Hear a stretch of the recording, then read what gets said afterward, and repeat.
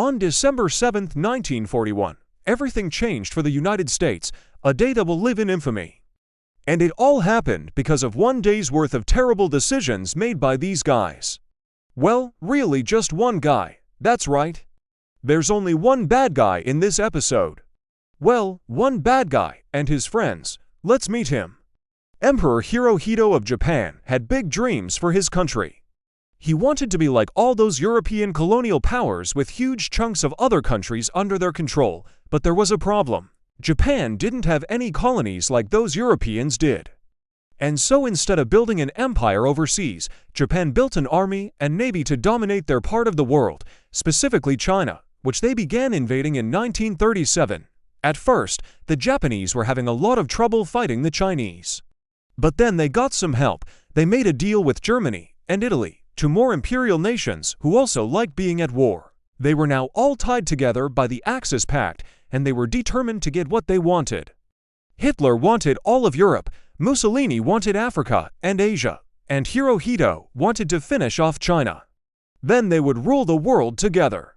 But the Japanese would need more help than they got from their new friends. They needed America's help. Well, they weren't gonna ask for it. They were gonna take it. In the late 1930s, the US put economic sanctions on Japan, meaning we basically cut them off from trading with us. We knew what they were doing in China wasn't great, and we weren't gonna help them do it anymore. And when Japan made a deal with Germany and Italy, we cut them off even more. Now, trade with the United States was extremely important to Japan. Japan had lots of people, but not much land. They had lots of industry, but not much raw material. They needed stuff like oil and rubber to make things like tanks and ships. And guess where they could get all that stuff? From us. So while Japan kept conquering more of China, they also spent the whole time looking for another way to conquer more stuff. It had to be somewhere close by because we still controlled the seas. And after defeating China, they had their eyes set on the Dutch East Indies, which is now Indonesia, which has tons of oil. But before they could invade, they needed our permission to go through the Philippines. And if we said no, they'd have to fight their way through, which would be hard.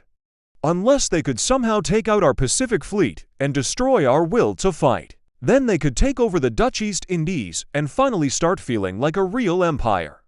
But how could they beat a larger, wealthier nation with a bigger army and navy? They couldn't. But they did have one thing the US didn't have. Surprise! By late 1941, the Japanese were ready. They assembled a fleet of 6 battleships, 6 cruisers, 4 destroyers, and many more auxiliary vessels. On November, they left their bases in Japan.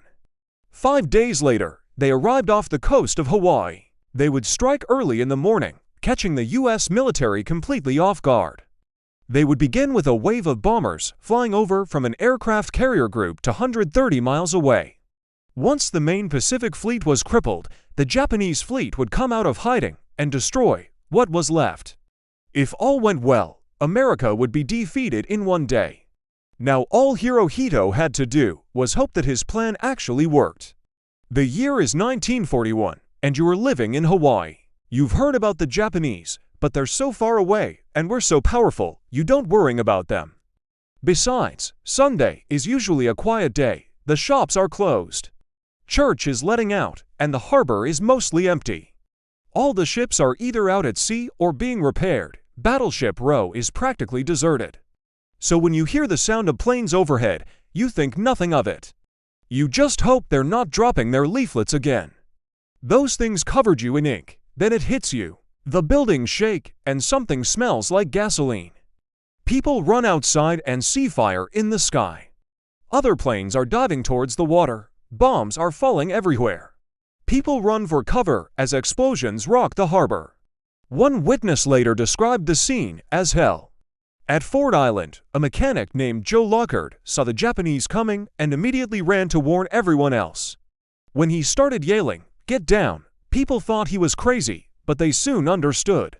Everyone ran to take cover, but it was too late. As bombs rained down from above, Lockhart tried to extinguish a flaming oil drum with his own hands. He couldn't save the ship, but he saved himself and everyone else on board by smothering the flames with his body. Meanwhile, hundreds of yards away, a young sailor named Helen Viola was manning her anti-aircraft gun. She and her crew were trained to shoot down planes, but they hadn't done it yet. As she watched, a bomb hit the USS Oklahoma, causing massive damage and a huge explosion. Soon, another bomb was hurtling towards her position. It was going to explode soon.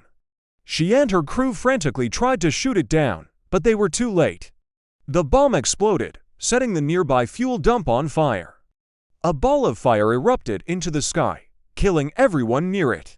But Viola survived, thanks to her quick reactions. But there were some people who didn't survive. Some sailors on the Oklahoma were trapped below deck when the bomb hit. The ship capsized, trapping them underwater. Others were burned alive as the fuel dump ignited. Still others died from shrapnel and bullets.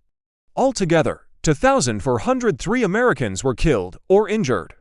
8 battleships were damaged or destroyed, including four that sank.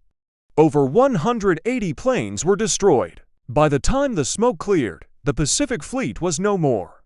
It was a disaster, and that was just the beginning. When President Franklin D. Roosevelt told Congress what had happened, he called it a date which will live in infamy. Of course, he lied. No one thought it was that big a deal until the next day. They kept bombing Pearl Harbor for a second day, causing more damage and even more deaths. And then the news spread across the country. For the first time, Americans across the country could see what had happened, could learn about all the men killed and injured. It was a long time before anyone thought it was just a little bit suspicious that the Japanese hadn't finished off the American fleet. Why didn't they send more planes? Why didn't they sink the remaining battleships? Why didn't they finish the job? But maybe they did. Maybe they attacked again the next day because they expected the Americans to rebuild their fleet quickly. They never did. Not one single battleship sunk by the Japanese ever sailed again. Instead, they were scrapped for parts. But it's too late for that now. America is at war with Japan. They declared war on December, joined by Britain, Australia, and New Zealand. France, who had been occupied by Germany, sent their air force to join the fight as well. They fought alongside the British against the Japanese in what became known as the Battle of France. But France didn't have much of a navy, so they couldn't do much to stop the Japanese from conquering their colonial possessions around the world. So they had to let the Australians take care of that, but the Australians needed help.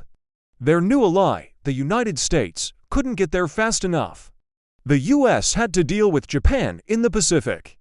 But before they could do anything, they needed to figure out how they were gonna win a war. To see how the US won World War II, stay tuned for more information. But in the meantime, here's a cool fact. Did you know that the last American to die in World War II recently passed away? This hero served in the South Pacific in the early 1940s. His name was Lauren Bruner. He was 98 years old when he passed away. Thanks for watching.